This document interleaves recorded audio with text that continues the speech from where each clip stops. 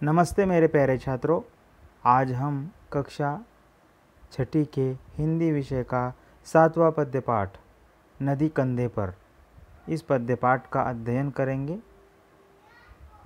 यह पद्य पाठ माने कविता है। नदी कंधे पर प्रभुदयाल श्रीवास्तव जी द्वारा रची हुई ये बहुत ही सुंदर कविता है।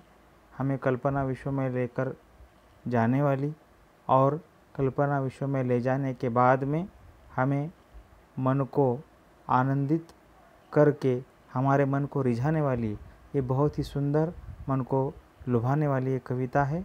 इस कविता को पढ़ते समय हम ऐसे एक कल्पना विश्व में खो जाते हैं कि हम प्रत्यक्ष वस्तुतः में रहते हुए उसकी कल्पना भी नहीं कर सकते। लेकिन कवि ने अपने विचारों से प्रेरित अपने कल्पना विश्व को यहाँ पर दर्शाया है और बहुत ही सुंदर कविता उन्होंने रची है।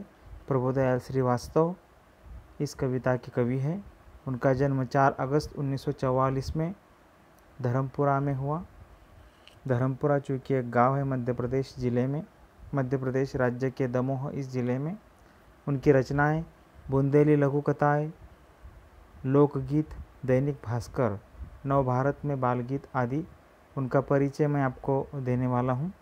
आप विगत 2 दशकों से कहानी, कविताएं, व्यंग्य, लघु कथाएं, गज़ल आदि लिखते हैं।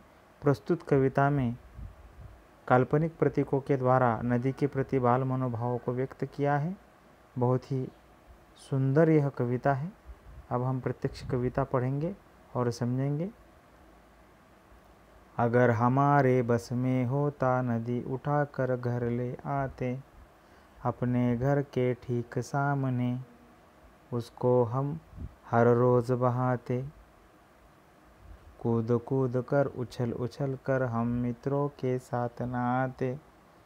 देखो मेरे प्यारे छात्रों, कितना सुंदर तरीके से, कितनी सुंदर रचना यहाँ पर प्रभुदयाल जी श्रीवास्तव द्वारा की गई है। अगर हमारे बस में होता नदी उठाकर घर ले आते। अगर हम प्रत्यक्ष में सोचते हैं तो नदी उठाकर लाना ये एक असंभव काम है, लेकिन कल्पना में कवि ने इसे संभव कर कर दिखाया है। अब अगर ये संभव हो जाता तो क्या होता? अगर हमारे बस में होता, अगर हमारे कार्य के क्षेत्र में यह होता, अगर हमारे पात्रता के क्षेत्र में यह होता तो नदी उठाकर हम घर ले आते। अपने घर के ठीक सामने उसको हम हर रोज़ बहाते और हमारे घर के सामने इस नदी को हम हर रोज़ बहाते। कितना सुंदर दृश्य हमारे आंखों के सामने आ गया है कि एक स्वच्छ, सुंदर, शुद्ध पानी जिसमें समाया हुआ है, ऐसी नदी हमारे घर के सामने बह रही है। हमारे आंखों के सामने वो सुंदर चित्र, मन को आनंद देने वाला चित्र हमें दिखाई दे रहा है। कूद कूद कर उछल उछल कर हम मित्रों के साथ नहाते। और बस हमारी शरारतों का तो कोई यहाँ पर ठिकाना ही नहीं रहेगा, खुशी का ठिकाना नहीं रहेगा और शरारत का उच्च बिंदु जो है वो हम पालेंगे। हम उसमें कूदेंगे, उछलेंगे। कूद कूद कर उछल उछल कर हम मित्रों के साथ नहाते। हम हमारे मित्रों के साथ नहाते और मज़े लेते। उस नदी के पानी का हम मज़ा ले सकते थे। अगर हमारे यह बस में होता तो हम नदी को क्या करते? उठाकर घर ले आते। अपने घर के ठीक सामने हम उसको हर रोज़ बहाया करते। कूद कर उसमें, उछल कर उस नदी में, नदी के पानी में हम हमारे मित्रों के साथ स्नान कर पाते। देखिए, बहुत ही सुंदर और मन को आनंद देने वाली ये कविता है। कभी तैरते कभी डूबते, इतराते गाते मस्ताते, नदी आ गई। देखिए, कभी तैरते कभी डूबते, इतराते गाते मस्ताते, नदी आ गई चलो नहाने, आमंत्रित सबको करवाते। सभी उपस्थित भद्रजनों का नदिया से परिचय करवाते। अगर हमारे मन में आता झटपट नदी पार कर जाते। कभी हम उसमें तैरते थे। तैरने का मज़ा तो आपने लिया ही होगा नदी में। कितना अच्छा अनुभव आता है। और तैराकी एक बहुत ही हमारे शरीर को चुस्तीला फुर्तीला रखने का एक अच्छा व्यायाम है। कभी तैरते कभी डूबते। और नदी के पानी में डूबने का जिसने अनुभव लिया है उसे उसका आनंद, उसके मन के पटल पर उसका आनंद जो छप गया है वो पूरे जीवन तक रहता है। इतना सुंदर अनुभव नदी के पानी में डूबने के बाद में आता है। पूरे शरीर को पानी का स्पर्श जब होता है तब आनंद ही आनंद मन में छा जाता है और मन आनंद विभोर हो जाता है। कभी तैरते कभी डूबते, इतराते गाते मस्ताते। कभी हम उसमें तैरते कभी डूबते और इतराते थे, हम गाना गाते थे, मस्ताते थे, हम मस्ती करते थे, उसमें मस्ती कर सकते थे। नदी आ गई चलो नहाने, आमंत्रित सबको करवाते। और फिर घर पर नहाने के घर पर जो हमारा बाथरूम होता है उस स्नान घर में हमें नहाने की कोई ज़रूरत नहीं होती। हम क्या कहते, नदी आ गई चलो नहाने, नहाने के लिए चलो नदी आ चुकी है, आमंत्रित सबको करवाते। और सबको हम आमंत्रित करते थे।